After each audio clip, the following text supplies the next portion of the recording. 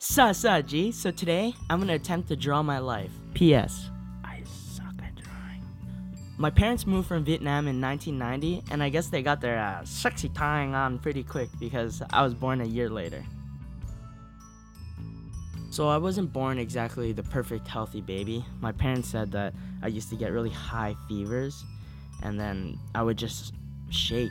Now, at the time, I had no idea because I was a baby, but apparently I had 3 or 4 seizures as a kid, and it's pretty scary, but I'm healthy now, and I'm glad I'm okay. I would definitely consider myself an introvert.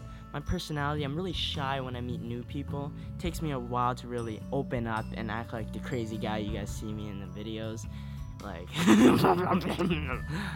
that's just creepy. I also had a big head, and my friends would call me Balloon Head. One of the oldest memories I have with my mom is we were shopping, and she thought it'd be funny to run away from me and hide behind a wall. Me being a kid, I thought she was ditching me and leaving me forever. So I did what any other kid would do. I cried. Cried a lot. To this day, she thinks it was really funny. I did not. I still have nightmares, and thank you for scarring my life. Growing up, I had an amazing childhood. I loved to play 2 sports, soccer and hockey. Most of the kids in my neighborhood were around my age, so I spent a lot of time with them, and we were into like all the fads, like pogs, marbles, yo-yos, you name it. We would have this weird game we called Cars, and basically we would stand on the road, right? And one person looks one way, the other person looks the other way, but you can't see what the other person sees. So then we would just stand there and wait for a car, and whoever saw the car first, that would be the sign to run back to the house, and first person to touch the door would win. Pretty embarrassing stories when we were in our bike phase. I saw the sewer thing that the Ninja Turtles come out of. I thought it'd be cool to like ride all the way up to it and right at the last second turn and bend my bike handles. That was a terrible idea. So now I have a scar of a bike handle for the rest of my life. So growing up in an Asian family, just like any other Asian family, your parents want you to be the best at everything. So I had to know my multiplication, my division, my long division, all by when I was like 7 years old. They also wanted me to be the next Beethoven, so they signed me up for piano lessons and were like, "You play now!" I didn't really like it, so I quit in about a year. Even in middle school, we had to take a mandatory music class where we learned to play the recorder. And the teacher was Asian, and she had a thick accent, so when we didn't listen to her and we kept playing, she would yell at us and be like, "Recorder out your mouth! Record out your mouth!" Overall, middle school was really fun. I had a lot of friends up until high school, where a bunch of them had to like leave, go to different schools, some of them moved houses, and I was left with one friend, and his name was Sean.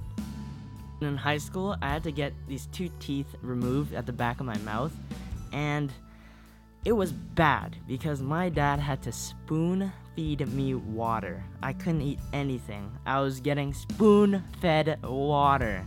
Like, how embarrassing is that? And ever since then, I've just hated the dentist. Another time I got really sick with E. coli, and I was in the hospital for a couple days, and they said it was either from eating uncooked meat or my poop. I think it was the meat, though. High school was pretty hard for me. I mean, grade 9, grade 10 was easy. I was on honor roll. But once I got to grade 11, grade 12, where you had to pick like specific courses for the pathway you're gonna take for your career, I just felt there was so much pressure. My parents would be like, "You become a dentist or a doctor." So I was into sciences and math, and I was getting pretty bad grades, you know? I didn't really enjoy myself. But high school wasn't all that bad because it was the same time I found out about a website called YouTube. That summer before university, that's all I can remember doing. If I wasn't outside playing with my friends, I would be glued onto the computer watching YouTube for hours on end. It was pretty safe to say I was addicted to YouTube.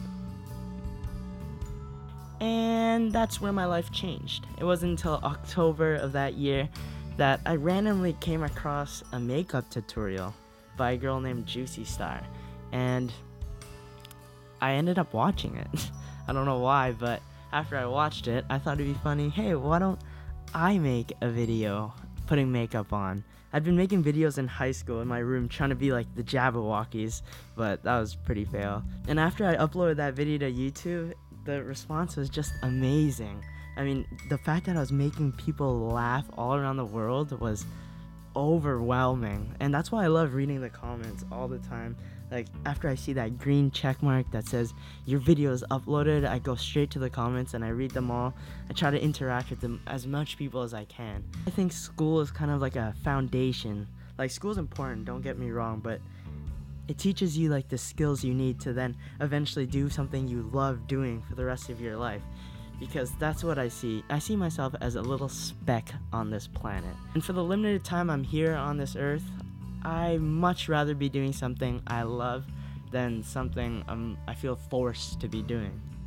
So I guess what I want to say is thank you. Thank you to you guys for reassuring me that I have found something I love to do. I'm so grateful. You don't understand. Like, every day I wake up, I just can't imagine that there's actually people around the world that look forward to me posting a video. It's an insane feeling, and I would not give it up for anything. Thank you so much for watching this video, and I will see you guys soon.